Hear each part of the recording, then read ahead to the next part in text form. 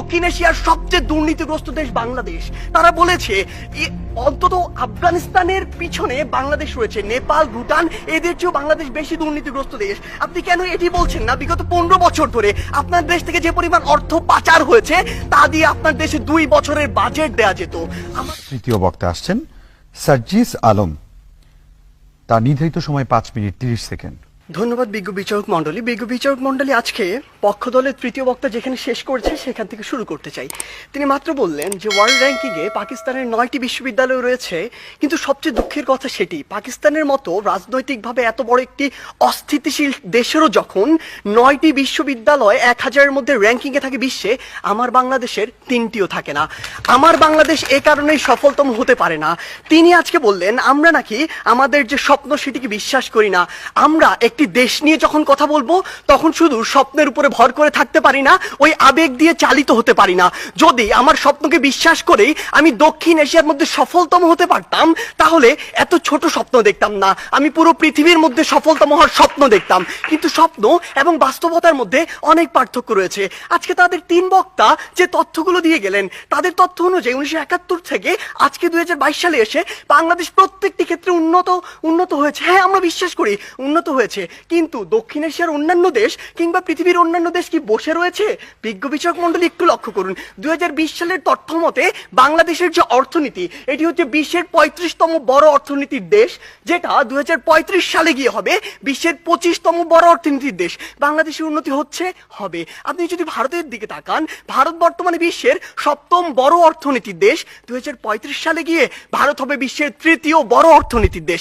ভারত আপনার দিকে তাকিয়ে বসে রয়েছে না, দক্ষিণ এশিয়ার অন্যান্য দেশ বসে থাকছে না, পৃথিবীর অন্যান্য দেশগুলো বসে থাকছে না। আমাদের কথা হচ্ছে যখন আমরা দক্ষিণ এশিয়ার সফলতম হতে চাইবো, আমাদের সামনে যে একটি ব্যারিয়ার রয়েছে ভারত, সেটিকে আমাদের টপকে যেতে হবে। কেন আমরা যেতে পারবো না, কোথায় কোথায় সে বাধাগুলো রয়েছে সেগুলো নিয়ে আজকে আমরা কথা বলবো।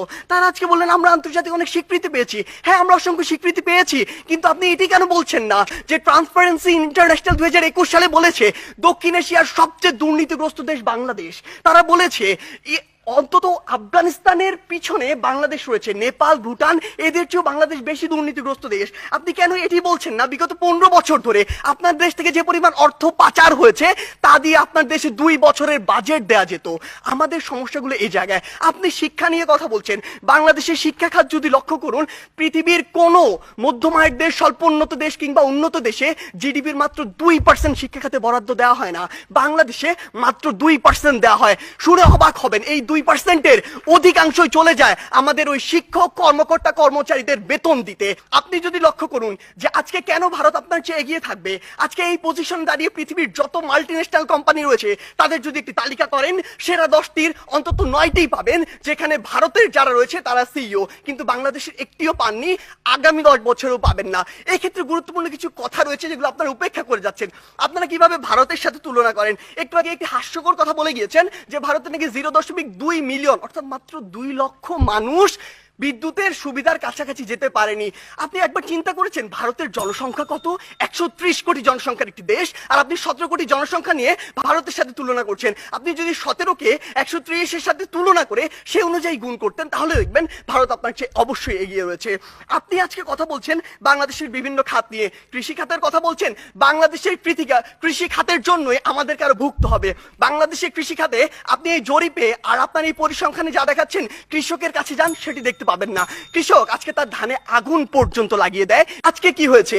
আজকে হয়েছে যে পুরো বাংলাদেশের যে হাসপাতালের যে সিস্টেম, স্বাস্থ্য খাত, এটি 8 থেকে 10টি কোম্পানির হাতে, মানুষের হাতে জিম্মি রয়েছে। এটি থেকে বের হয়ে আসতে হবে। আজকে আমাদের ঢাকা শহর কেন্দ্রিক সবকিছু সেন্ট্রালাইজড হয়ে গিয়েছে, এখান থেকে ডিসেন্ট্রালাইজড করতে হবে। ঢাকা শহর পৃথিবীর বসবাসের অনুপযোগী শহরদের মধ্যে অন্যতম। এই অন্যতম হওয়ার যে কারণটি, এই অন্যতম কারণটি হচ্ছে এটি। আমাদেরকে এই জায়গাগুলোতে কাজ করতে হবে। আপনি ডেল্টা প্লেনের কথা বলছেন, আপনি প্যারিস চুক্তির কথা বলছেন। এই প্যারিস চুক্তি থেকে যেমনটি ট্রাম্প করেছিল, যখন ইচ্ছা তাদের স্বার্থ থাকবে না, বের হয়ে যাবে। আপনাকে আপনাদের নিজের স্বার্থ দেখতে হবে।